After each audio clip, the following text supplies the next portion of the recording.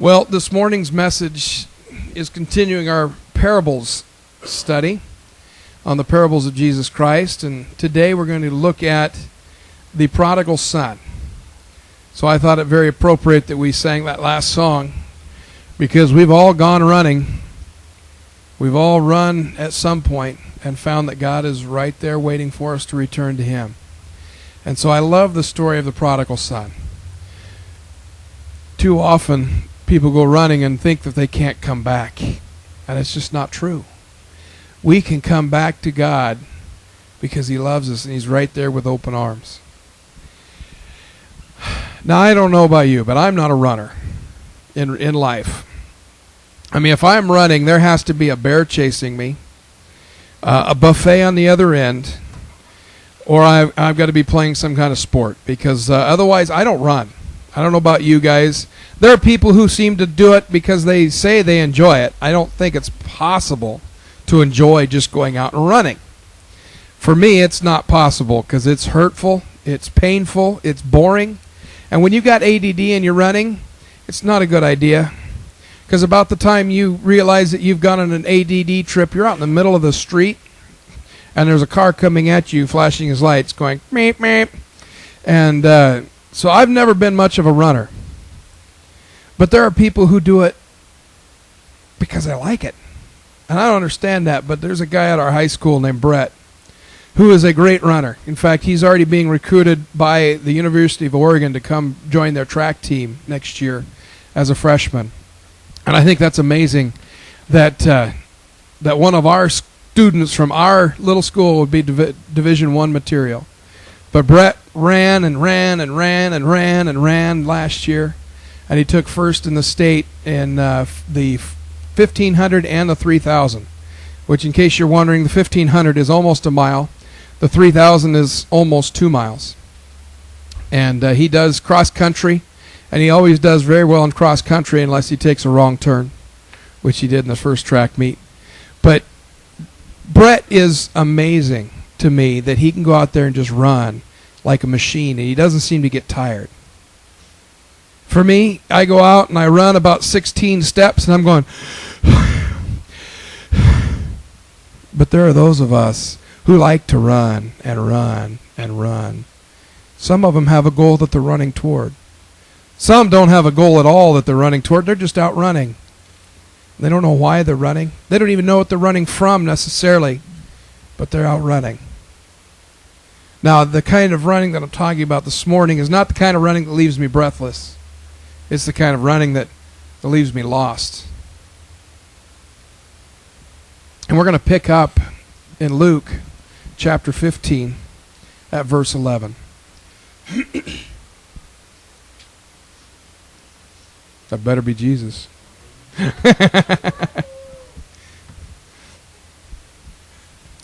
He said, to illustrate the point further, Jesus told them this story. A man had 2 sons. The younger son told his father, I want my share of your estate now, before you die. Okay, there's a problem with that. Usually your inheritance comes after the old guy kicks off, right? If you're me, your inheritance is a large bill, because that's what my parents have, is a large bill. But inheritance comes after the father dies. This kid's thinking, I need money and I need it now. Well, they do, but no, mostly they don't have the guts to go up to Dad and say, Dad, I want my inheritance right now before you die. Okay, if I was to say something like that to my father when I was younger, I'd probably still be picking up teeth. Actually, he would have given me my share of the estate at that point. Said, here, you pay the mortgage. But here's this kid, and he asks his dad, I want my share of the estate right now, before you die. So I'm going to do things out of order. And well, you can guarantee that if they do something out of order and they do something against what's right, they're probably not going to do very good with the money. So his father agreed to divide his wealth between his sons. A few days later, the younger son packed up all of his belongings and moved off to a distant land, and there he wasted all of his money on wild living.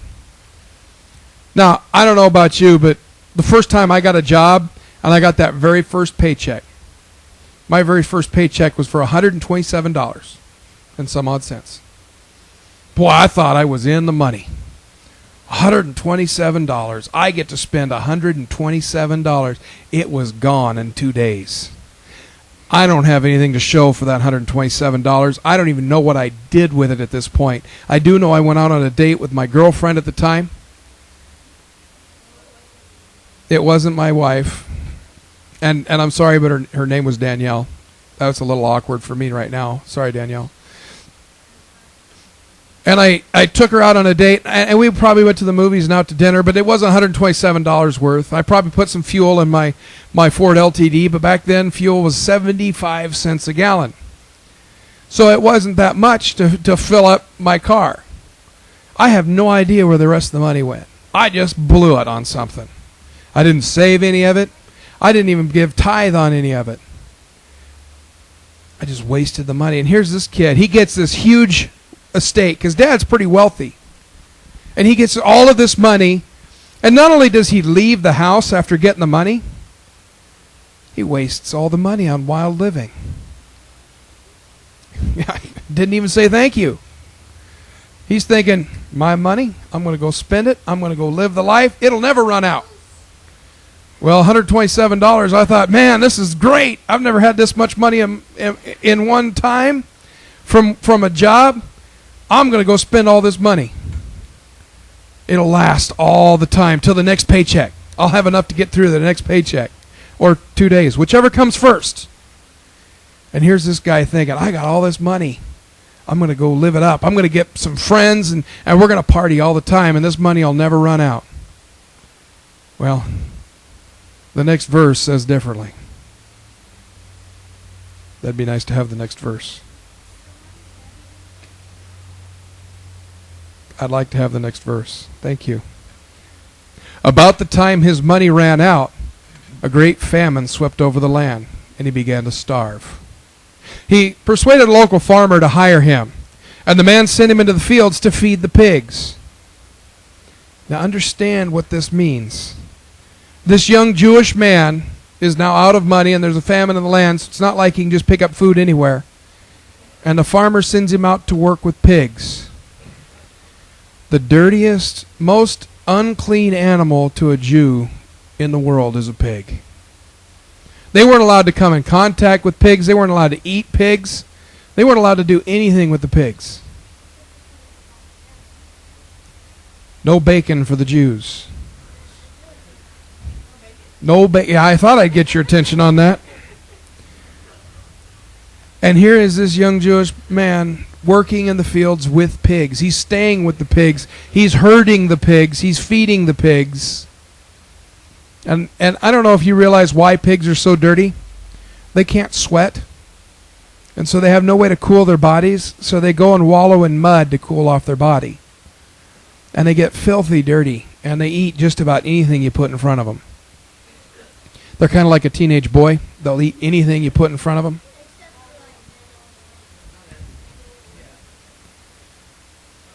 The young man became so hungry that even the pods that he was feeding to the pigs looked good to him, and no one gave him anything. You imagine feeding the pigs going, I could eat that. I know it's slop. I know it's nasty, but I could eat that right now. I can honestly say I've never been that hungry. Of course, you can look at me and probably tell that I've never been that hungry. This young man has wasted everything he was given. He had everything. He lived in a great home with a great family, had all sorts of money and wealth and everything else, and he decided to throw all that away.